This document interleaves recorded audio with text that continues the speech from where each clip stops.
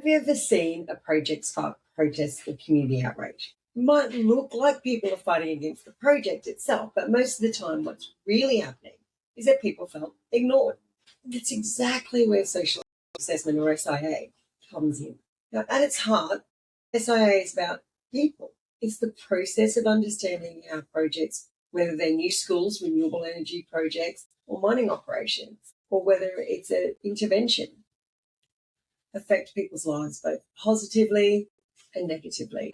Too often, though, SIA is treated like a tick-the-box exercise or report that has to be lodged for approvals. But when it's done well, it's so much more than that.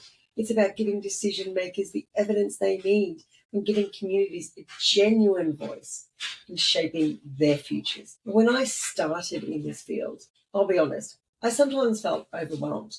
There's a lot of theory, a lot of guidelines, and a lot of pressure from different sides. What I quickly realised is that the power of SIA lies in the ability to bridge the gap. It translates big technical projects into something communities can understand and respond to. And it translates community concerns into evidence that regulators and proponents can act on. One of the clearest examples of this was the Rocky Hill coal mine case in New South Wales. That project was refused because of its social impacts. It was the first time in Australia that social factors alone stopped a project from going ahead. That decision sent a strong message. Social impacts matter just as much as environmental or economic ones. Another example I can give you in the real world is from a project I worked on in Cobar. It's a mining town with a proud history. The technical reports gave us the facts and figures, but in the community, people were really worried about health risks, especially lead contamination around schools and playgrounds.